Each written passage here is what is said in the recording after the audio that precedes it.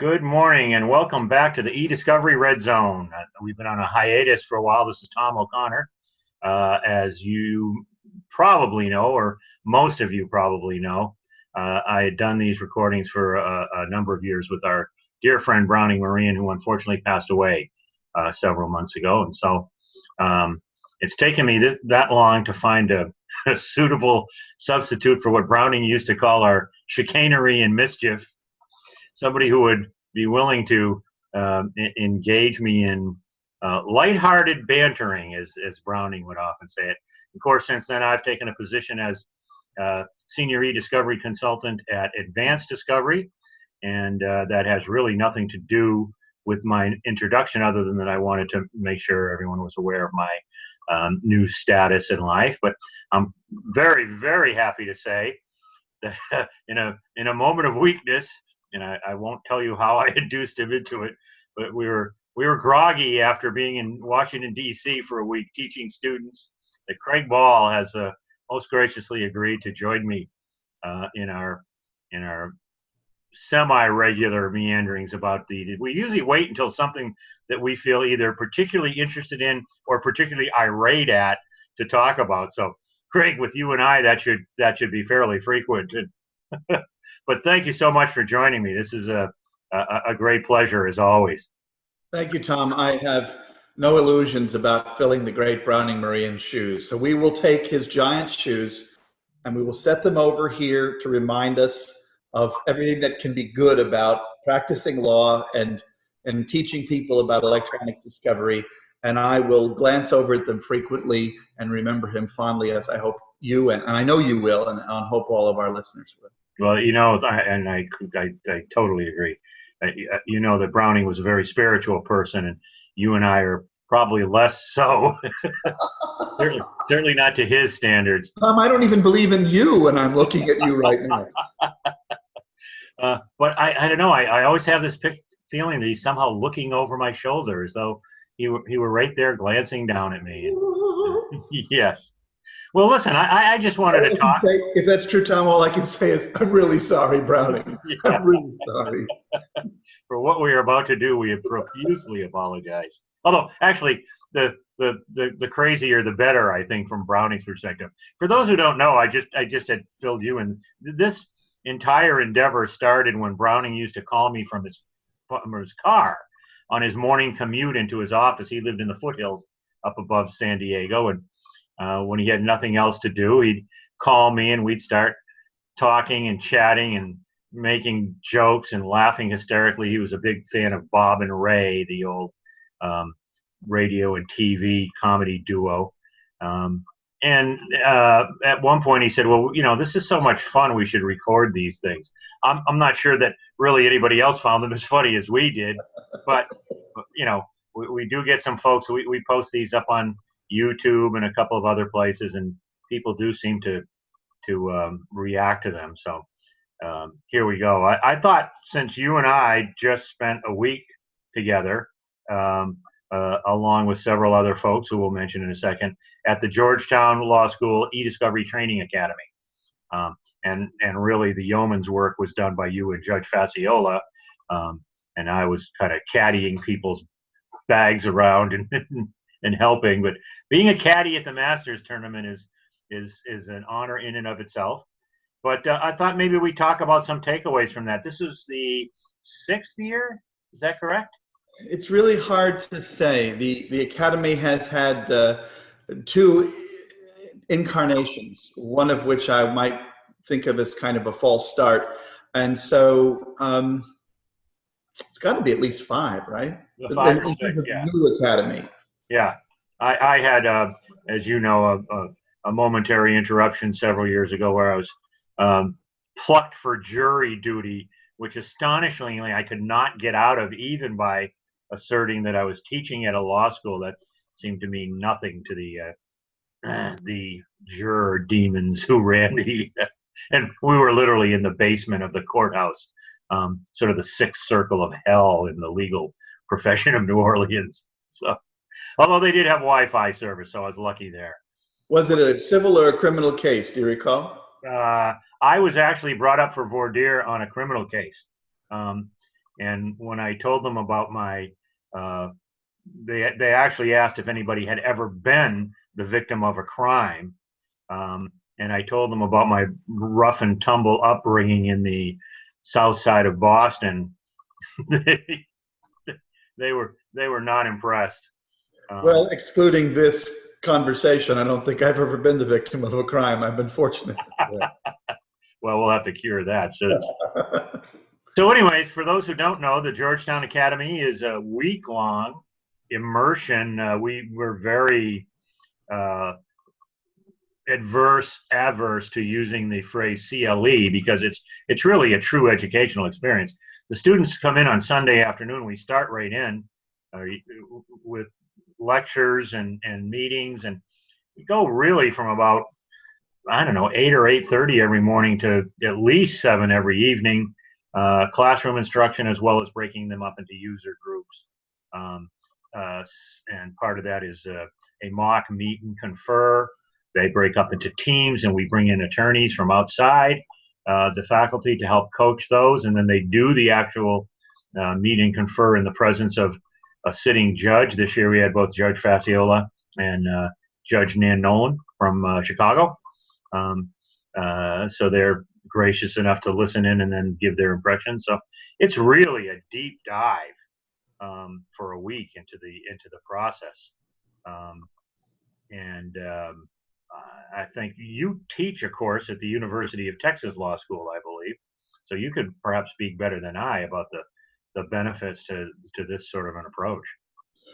Well, I think what sets the academy that we do together each year apart from all the other offerings in the world that I'm aware of, Tom, is that we give parity status, equal gravity to the importance of studying the technology associated with information storage and electronically stored information.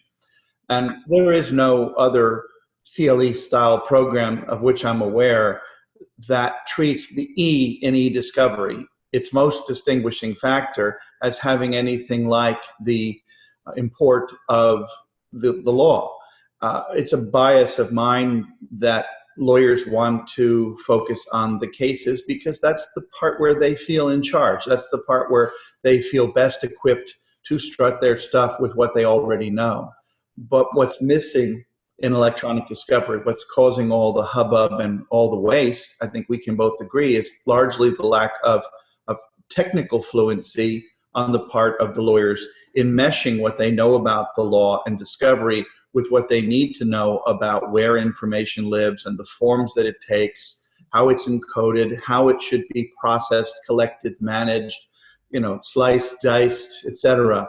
And I think at the Academy, we do that better than anywhere I've ever seen. The second distinguishing factor that is present in other types of situations, and the NEDA advocacy courses come most to mind, is that we do have a small, tightly knit faculty, and we are there with our students from the moment they arrive until the moment that they take their final exam and demonstrate their newfound skills in a meet and confer exercise.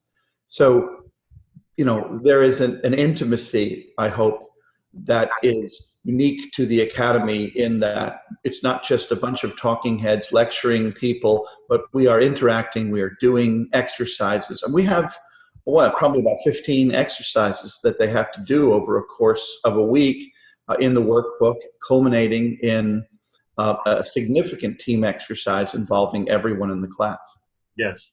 Well, and that's probably a good point for us to mention, and it's one of the distinguishers that I see, is because we're there all day, the students get free interface with the faculty. The faculty don't come in, do a 90-minute lecture, and then catch the next train out of Dodge. They're there for the duration. We literally have lunch with them, sit around and take questions with them. Even during other lectures, if a student has something that they feel urgent, one of the faculty will step outside with them and talk.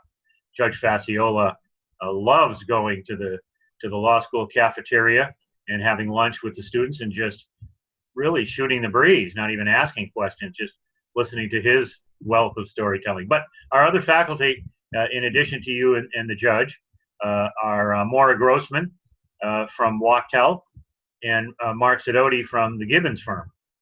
So you have two outstanding practitioners who both know the law and the technology, as you just mentioned. I should say, though, I don't think and you're right, we emphasize the technology, and you hit it with them from day one, but we don't scrimp on the law either.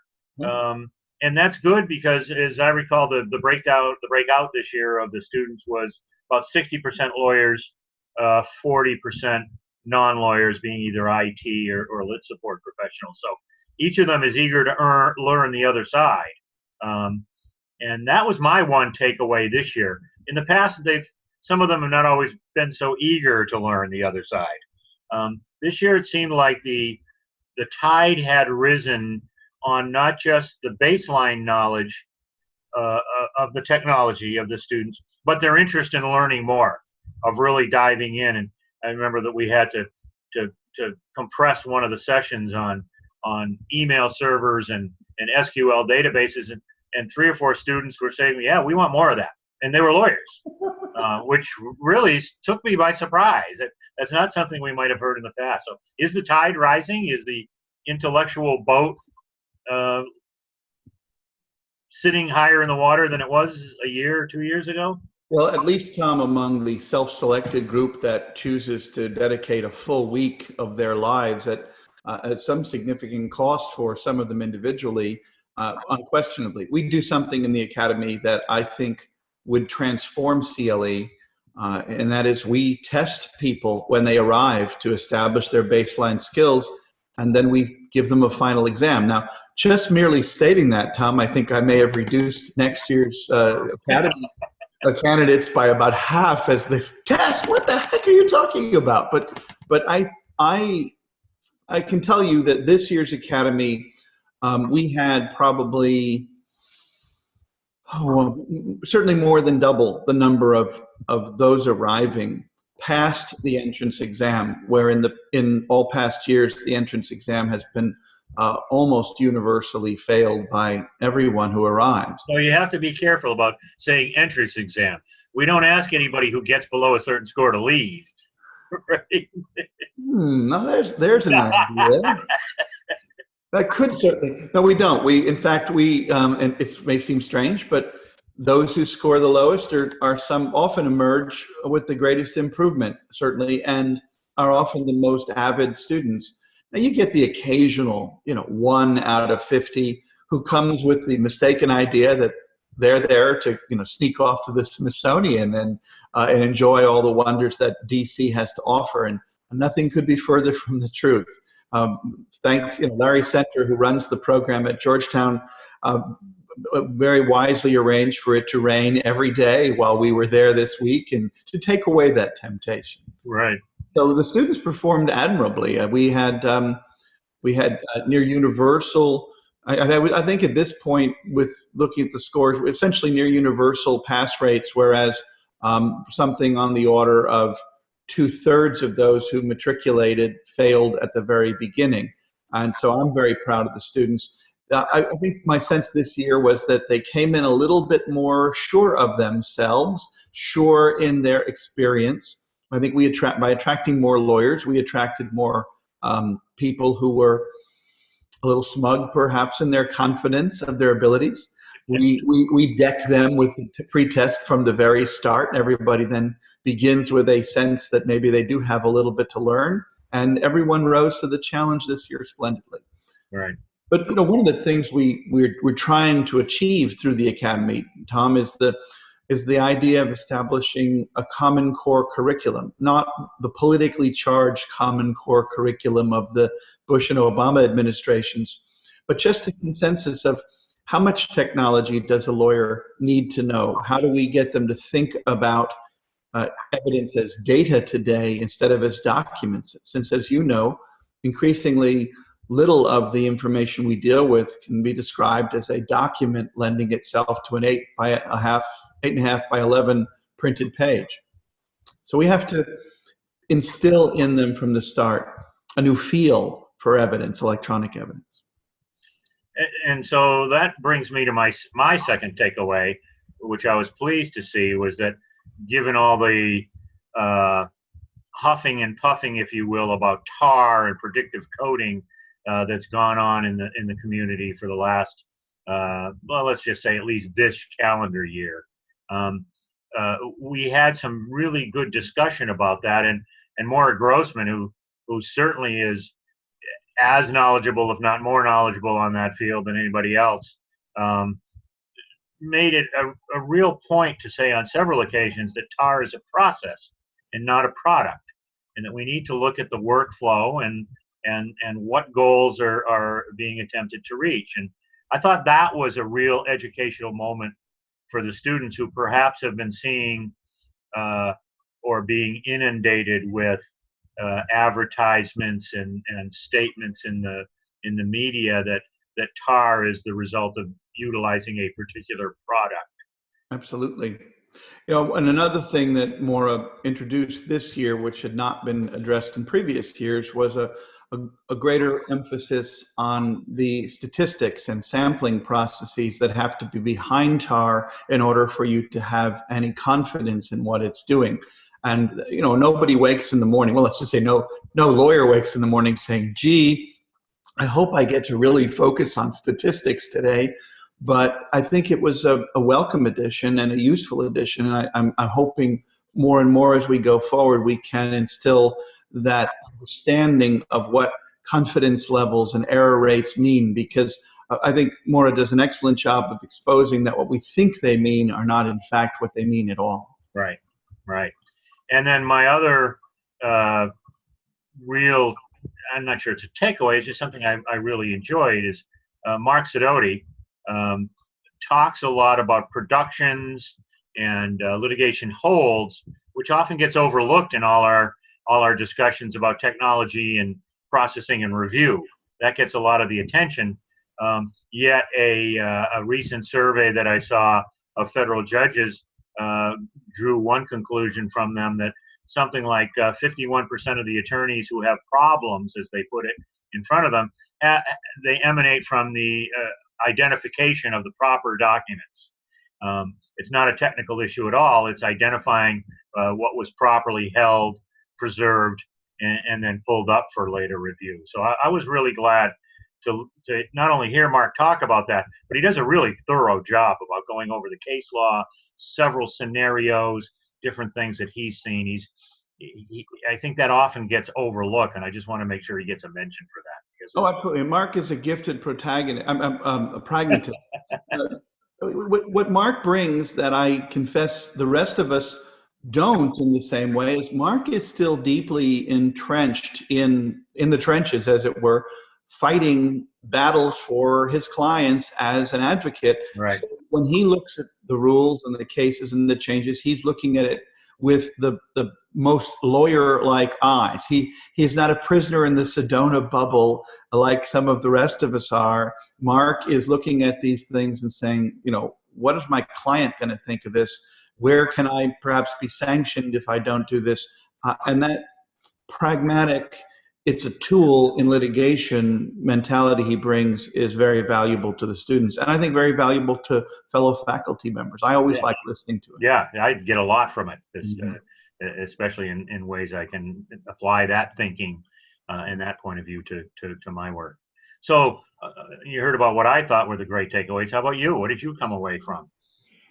Oh gosh, for me, the Academy is about refining the exercises each year. And I publish a workbook of exercises, and we bring tools to them. This year, every student who arrived received a fully operational copy of the software program Nuix that you're familiar with. And so they were given the ability to plug in and process data, to generate a production set, to get their hands dirty with the data, I like to say. And it's amazing how even the most experienced lawyers only see data in the way that we see meat at the supermarket.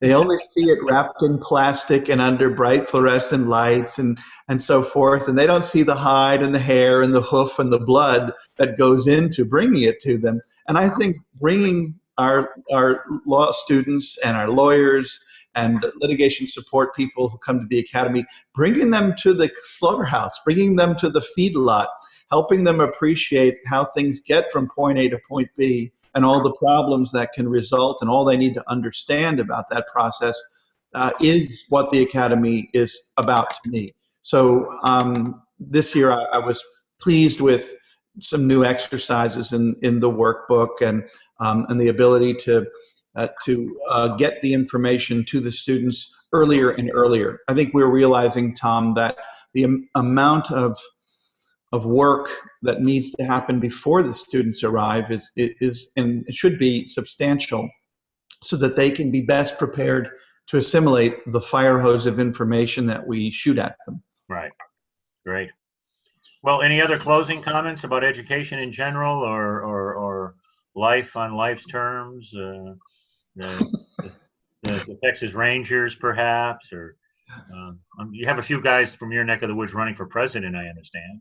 Oh, gosh, here, so I may have another 8 years of apologizing for some ex-Texas governor or so forth. I apologize in advance, ladies and gentlemen. Texas is a great state no matter what we put into the presidential races. So forgive us. Well, let's see. I think the interesting thing that happened this morning was in preparing for a presentation I'm going to be making in Australia next week, one of the panel groups raised an interesting question, and it was, the gist of it was this.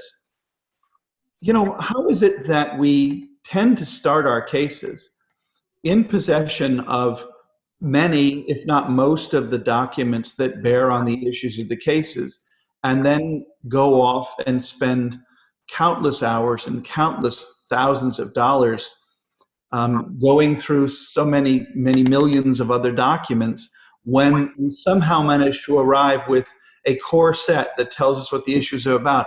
The lawyer who said that was positing that maybe the eDiscovery thing is a big waste of time. I don't happen to hold with that, Tom. I think the question we need to answer needs some objective evidence, and that would be this.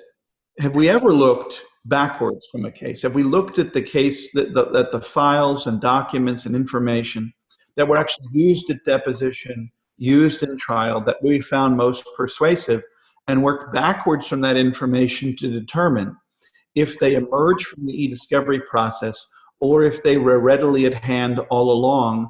Because if we understood that eDiscovery only contributed X% of new and unique information to the process, we would be better equipped to address it from a proportionality standpoint. But right now, everything is anecdotal. We don't even have metrics. The metrics you look at, you dig down, and they're polls. They're surveys of lawyers talking about what they think, not what they know about the data. And we've got to get past that. We've got to measure more things in this process, not just ask people what they think. You know, for a while, everybody thought the earth was flat. 70% of people believe that angels lurk among us. You know, maybe they do, but I'd like a little objective evidence of one or the other. Well, that's a great point, and people have bemoaned the lack of hardcore numbers of case studies, whatever you want to call them, for a long time. That's a great idea. I hadn't thought about that, about working backwards, and that would be an interesting one to do. I'll bring it up with some people again. I know both George Socha and I have tried to raise that issue with a number of folks, and it's always difficult to get people to really. Part of the problem is just taking the time to do that after a case is over, when you have full reign of access to all the documents, but people have moved on to another case. Well, I mentioned this to you, I think, the other day in talking about what I called the Microsoft funnel. Do you remember that discussion? Yep. Microsoft has published this funnel diagram where they talk about all the documents they put on hold, and then what they process, until it comes down to a little drip, drip, drip out of the bottom of the funnel that is something like, pick a number, 8 documents or something from the 60 million documents that they put on hold. And that's a very persuasive funnel, a very persuasive diagram. It's seeing wide use as a persuasion tool and as a lobbying tool. The problem you have is that when you look at it closely, you have to wonder if you can really trust it. I'd like maybe in a future conversation for us to talk a little bit about that, because when I start looking at that diagram and testing it, I'm not so sure it holds up. So I think we need to examine a lot of the prejudices and preconceived notions we have about this process. There's enormous room for efficiency. We waste a huge amount of money. Right. But I don't know that we aren't assuming too much. We can measure these things, and it doesn't have to be. I mean, for example, one of the great frustrations we have is when you talk about using a corpus of information to train people and test tools, what are we still all using? We're using what, 20-year-old data from the Enron case. Enron case, yeah. Is that the best we can do today? I think we have improvements we can make, and hopefully you and I, through the use of humor and enormous sarcasm, can shame people into getting going on those things. Well, I think you've found the next topic for our next recording. I want to think about this a little bit, and I think we should come back to it. Oh, I mean, surely I want us to tick off, one of the largest and wealthiest corporations in the world. I mean, yeah. Pick your enemies. What will be the point of going on the internet if we can't offend at least one monolith, right? Absolutely, absolutely. But meantime, you mentioned Australia. I know you've got a whirlwind of travel ahead of you. Again, emulating our buddy Browning. I believe you're going to Chicago this week for your son's graduation. I am. I'm going to see my son graduate as a geophysicist, which will certainly help with the paper hat and his use of the fryolator machine. No, he's already found a job, and he's going out to Oregon as a graduate student. I'm enormously proud of That's great. What he's accomplished, of what both my children have accomplished. And then, as I understand it, you're going to Australia for a few days, and then returning home only to turn around and go off to Germany for an engagement for perhaps a couple of months. So, yeah, that is the plan. That's because there's nothing you can do better to a body of a certain age than move it 16 hours to the west and then take it 7 hours to the east. So you can call me anytime. I don't think I will be sleeping for a couple of months. There you go. All right. Well, once again, I really appreciate your time and joining me in this ragged endeavor. Enjoy yourself in Chicago, as I'm sure you will, and we'll be speaking anyways over the course of the next several weeks. We'll try to set up some time, perhaps from Germany, to convene another session. Oh, that would be wonderful. It would give me a sense of normalcy while I'm away for so long.